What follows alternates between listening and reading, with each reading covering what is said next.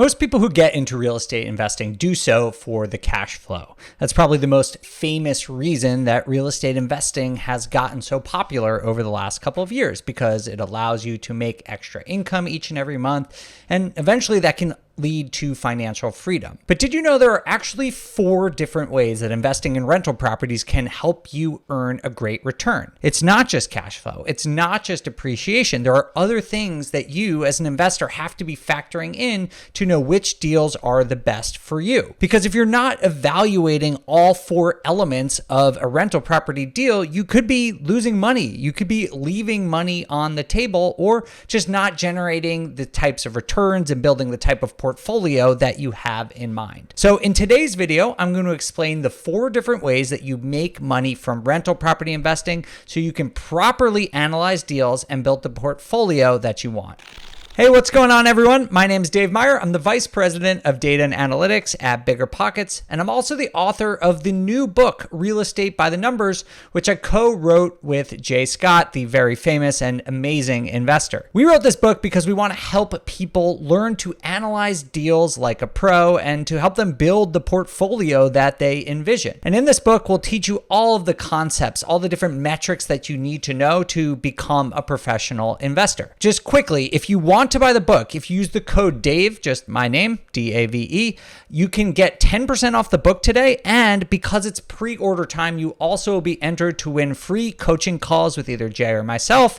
You can attend a live Q&A with me and Jay and a bunch of other bonuses. So if you're interested in the book, go to the BiggerPockets store, links in the bio, or it's biggerpockets.com/store, and use the code DAVE. Okay, with that out of the way, I'm going to get into the 4 different ways that you can generate returns with rental property investing. The first way, as we discussed, is cash flow. The second is appreciation. Then we have amortization, which is also known as loan paydown, and we have taxes. So those are the 4 different ones: cash flow, appreciation, loan paydown, and taxes. Let's start with cash flow. That's the easiest one. Everyone's probably heard of that because it is the most popular among the FIRE movement. It's the most easy to understand, in my opinion. Basically, the way you figure out what cash flow you have is you take all the rent that you're generating from a rental property, you subtract all of your expenses, and the difference is your cash flow. That's what you get to keep every month. And the reason real estate is so popular is because it's a great way, probably the best investment out there for generating cash flow. It's the key to financial freedom. If you want to replace your W-2 income or your 1099 income, or maybe you love your job and you just want some extra cash every month, that's why rental property is so important. Now, when you go to analyze a deal, there's 2 different metrics you can use to measure cash flow. By far the most popular one is cash on cash return. This is great at the time of purchase. And basically what it is it's a way to measure the efficiency of your deal. So if you invested $100,000 into a deal and you're making 2% or $2,000 a year off of that $100,000 investment, that's only a 2% cash on cash return.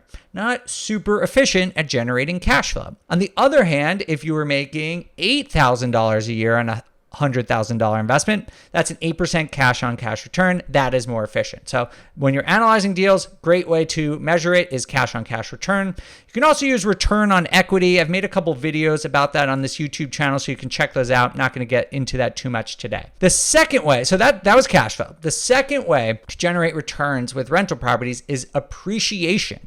So there's 2 types of appreciation. There's the common one that everyone knows about, which I call market appreciation.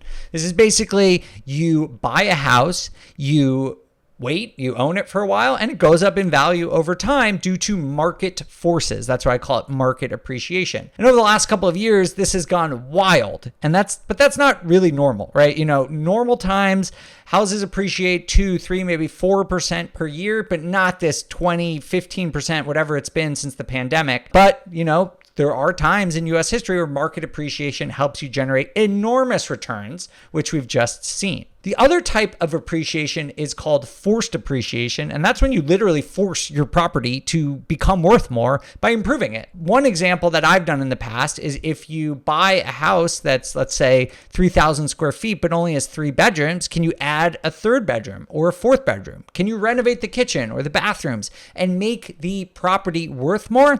That is how you force appreciation. Obviously, you need to make the value of your property go up by more than you invest into it, but you have to be able to account for that and properly forecast that when you're looking for deals, right? You need to be able to understand, is my property going to appreciate by market forces? And is my property going to appreciate by forced appreciation? Am I going to do anything to the property to make it become more valuable? And like I said at the top, the reason we're talking about this today is because you need to be able to factor this into your deal analysis if you want to find the best deal for you. So those are the first two. We got cash flow, we got appreciation. The third is a lot less known. It's called amortization. A lot of people call it loan paydown. And this is basically the fact that every single month you own a rental property. If you have a mortgage on it, you are paying down part of that loan. And that means you owe the bank less and less each month. And when you go to sell the property, you get to keep more profits because the bank takes less of your profits. And what's great about loan paydown with a rental property is that your tenants are actually paying off the loan for you, right? If you are analyzing your deal correctly, then you should have enough income every single month to pay off your loan. And that means that you are generating a return by that, right? You are owing the bank less and less, you get to keep more and more. And it doesn't sound like a lot, but it can actually add several percentage points to your total return on your investment for a rental property. So you definitely don't want to forget about amortization. And it is something that's a little bit harder to learn how to account for in your deal analysis. That's why my book goes into this topic. Or if you use a calculator like the BiggerPockets Pro calculators, we factor that in for you. The last of the four is honestly something that took me a really long time to start factoring into my own deals, and that is taxes. You may have heard that real estate investing offers really good tax benefits, and that is true. But most people treat this as gravy, right? You look at it and once you make a lot of profit, you're like, oh, I have to pay some taxes. That's a good thing because I earned all this income. But if you're strategic about it, you can actually defer your taxes for much, much longer. You don't get to skip your taxes. You get to defer them. And that has all sorts of benefits because you can reinvest your pre-tax money, which means you have more principal in your deal and you have more opportunity to compound gains. And this is really important. And if you're savvy about taxes and how to analyze and factor in taxes into your deal analysis, not only will you get to keep more of your profits at the end of the day, but you'll also be able to find deals that have preferential tax treatment. For example, there are things called opportunity zones, where if you invest capital gains into a property that's in an opportunity zone, you get to defer or potentially even eliminate all of your taxes on the gains in that specific property.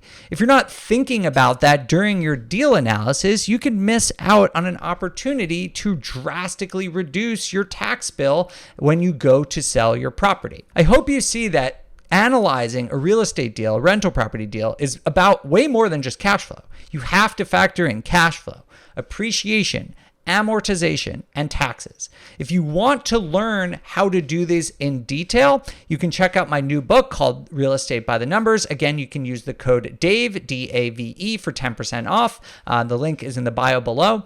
We also have all sorts of free resources on BiggerPockets here where you can learn about these individually. Of course, I think my book is the best resource for this, but you should definitely check that out because learning how to factor in all four of these resources is super important to being a successful real estate investor. Thank you all so much for watching. If you want to connect with me or have any questions about this video, you can do that on Instagram where I'm at the Data Deli. I hope to see you there. Thanks for watching.